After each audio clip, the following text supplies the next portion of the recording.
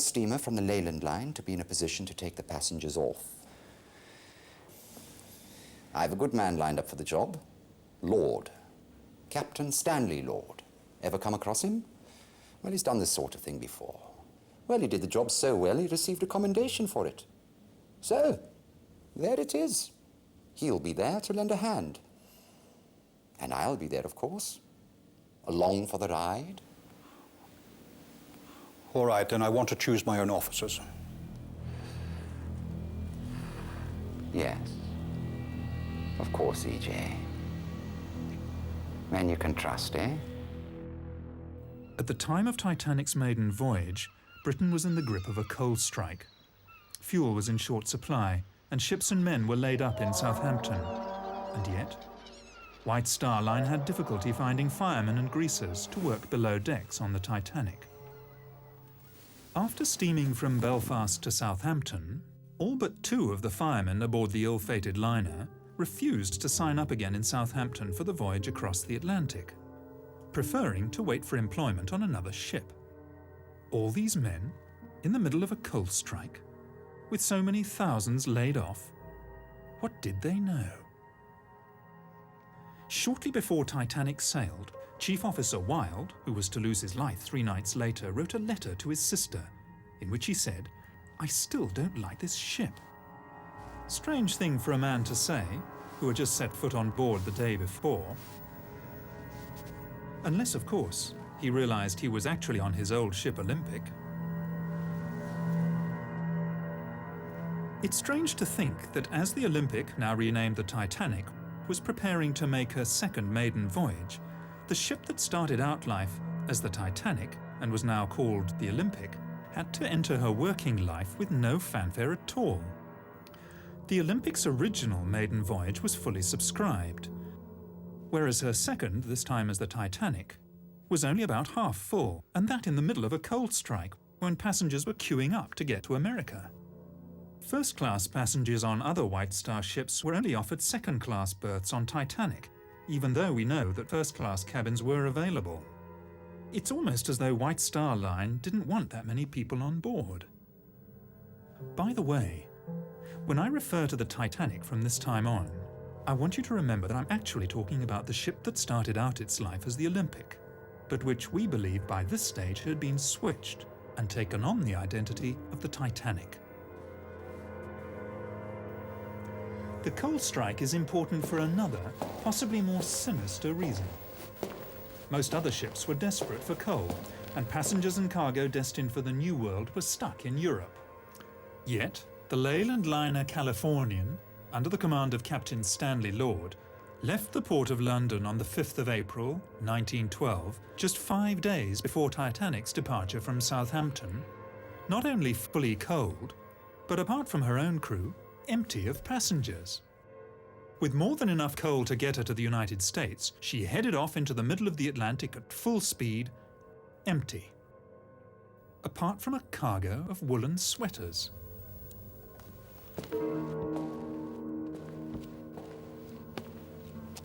Over 50, mostly first-class passengers, cancelled their passages on the Titanic at the last minute, many of them close friends and business associates of J.P. Morgan.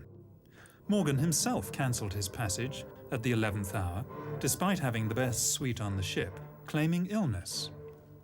2 days after the sinking, an American reporter found him in perfect health at the French resort of Aix-les-Bains, with his mistress. Morgan also had several valuable bronze statues which he was planning to import to the United States, taken off the Titanic an hour before she sailed. Could Morgan have known the fate of the Titanic fully 4 days before the disaster? Florence Ismay, wife of J. Bruce Ismay, also turned down the opportunity of taking the maiden voyage on the world's most luxurious liner, preferring instead to take their children on a motoring holiday, after first claiming ill health. Now there is one thing that sailors fear above all else, and that is fire at sea. And yet when Titanic cast off from Southampton, there was a fire smouldering in number 10 coal bunker. Instead of putting out the fire, the bunker was actually topped up with 400 tons of coal. Captain Smith knew it, the ship's officers and chief engineer knew it, as did those who worked half-heartedly to put it out. The fire that had been smouldering in coal bunker number 10 had been smouldering for a week, and yet it was kept from the Board of Trade Inspector Maurice Harvey Clark, who at the British inquiry denied all knowledge of it. Could the fire in coal bunker number 10 have been Plan B? If all else fails, tell the passengers there's a fire, vent the smoke through the ship, and get them off that way. Captain Stanley Lord and the Californian had left the port of London in a great hurry, ostensibly bound for Boston. Then, on the evening of the 14th of April, the ship came to a dead stop in the middle of the ice field. Strangely, Captain Lord, 6 foot tall, elected to sleep that night fully clothed on a 5.5-foot couch in the chart room rather than in his cabin. He also ordered her boilers to be kept fired up and her engines on standby. Why? Was he expecting some sort of emergency that might mean a last-minute dash into the night? That evening, the Titanic received 6 radio messages. The first 3 were from other ships, giving the location of icebergs. The other 3 were from the Californian, more concerned with giving her own position, stopped for the night. Those 3 were personally addressed to Captain Smith. It's almost as if Captain Lord was letting Smith know that the Californian was ready and waiting. Captain Smith had delayed turning the corner on the outward southern track. He ordered the turn to the west 10 miles further south than the normal turning point. This was certainly not as an evasive measure to avoid the ice field, but one designed to take him directly into it. He must have known this. Tragically, Captain Lord failed to keep his radio operator awake. Even so, the Californian's last message to the Titanic never got there. The Titanic's radio operators were too busy with passengers' messages.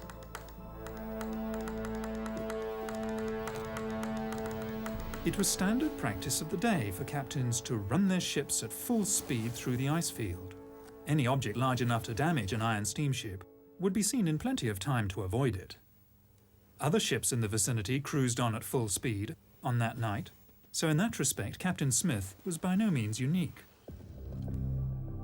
So why, then, was the Californian stopped? Had she reached her destination and was she now waiting? Sometime before 11 p.m, lookouts Fred Fleet and Reginald Lee came on watch and climbed to the crow's nest. Captain Smith retired for the night, but coincidentally, like Stanley Lord, he also chose to rest fully clothed, not in his own cabin, but in the chart room behind the bridge, almost as if he expected to be called back to the bridge at any moment. It was very cold outside, and few, if any, passengers would have been on deck. First Officer Murdoch was standing on the open part of the starboard side of the bridge when he saw the iceberg about 800 yards ahead. He ordered the ship turned to port and, inexplicably, engines full astern. By reversing the engines, Murdoch was actually increasing the risk of collision, something he must have known. Maybe Murdoch, hand-picked by Captain Smith, was deciding to give the iceberg a nudge anyway. Given that the turning circle of the Titanic was 1,280 yards and the stopping distance 850 yards, Titanic should have been able to avoid the iceberg with the greatest of ease, even allowing for a slight delay while orders were given and the wheel turned the ship to port. So why didn't it? Second Officer Lightoller told the inquiry that before going off duty for the night, he would have been easily able to see an iceberg from 1.5 miles, more probably 2 miles away. He also said that the iceberg would have been just as visible from the bridge as from the crow's nest. Plenty of time to turn and avoid it then. In an emergency such as this, it was never a good idea to turn your broadside to danger. Even if Titanic had rammed the iceberg head-on, it would have stayed afloat. Although up to 250 crewmen would have been killed while they slept in their bunks in the bow. Apart from those on the bridge, and of course those in the forward boiler rooms, the glancing blow with the iceberg would have passed virtually unnoticed. The vibration felt by some of the passengers was almost certainly that caused by the reversing of the engines, and by the time anyone noticed what had happened, the iceberg had slipped away into the night. Captain Smith was on the bridge in a matter of seconds, but instead of a general call to stations, his officers acted as though there were no emergency at all. Second Officer Lighthollow, awakened by the sound of steam letting off, claims to have stayed in his cabin until another officer came to get him.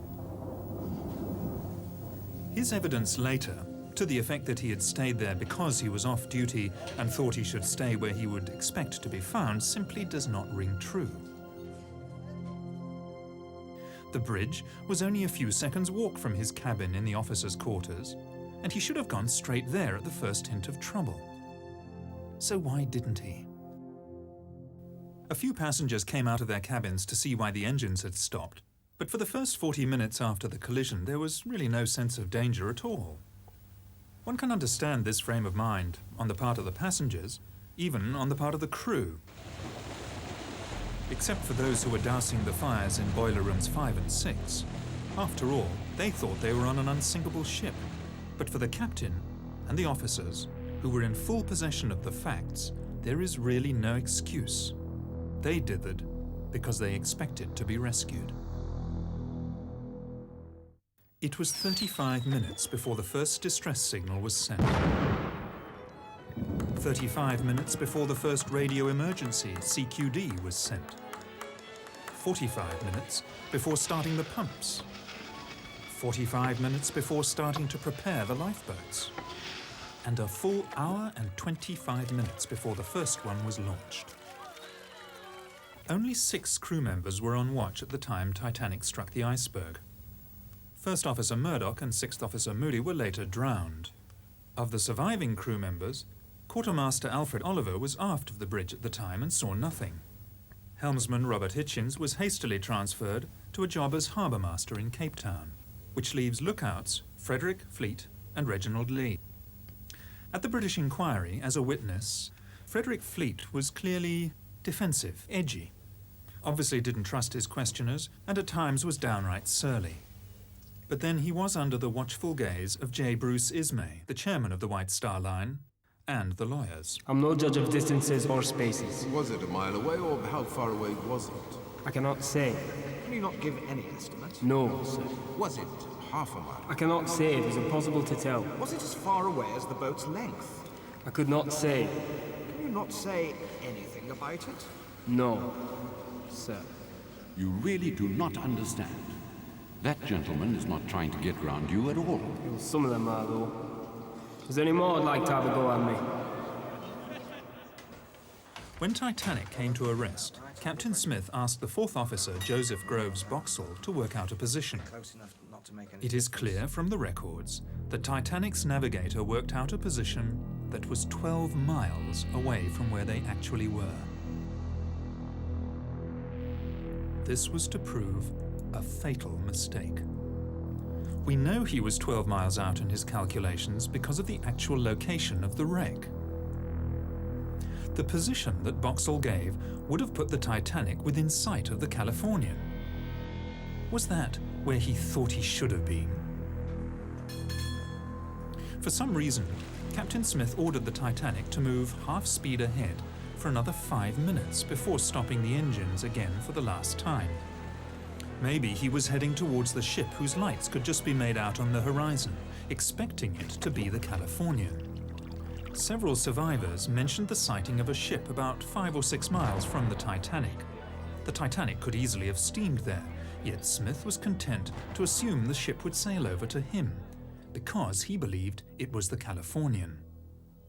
At this point, let's examine what's happened so far.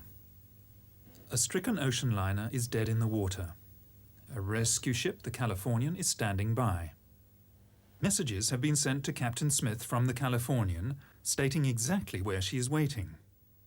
Captain Smith can see a stationary ship on the horizon, and having received inaccurate information from Fourth Officer Boxall as to his position, he assumes it's the Californian and everything's going according to plan. At about midnight, the Titanic started sending up her distress rockets, red, white, and blue. Rockets could also be seen from the bridge of the Californian, and this was duly reported to Captain Lord. Captain Lord asked what colour the rockets were, In fact, over the next 2 hours, Lord repeatedly asked his officers about the colour of the rockets. Was he expecting to see red or blue signals? Very likely. But whether he was or not, the answer from the bridge was always the same.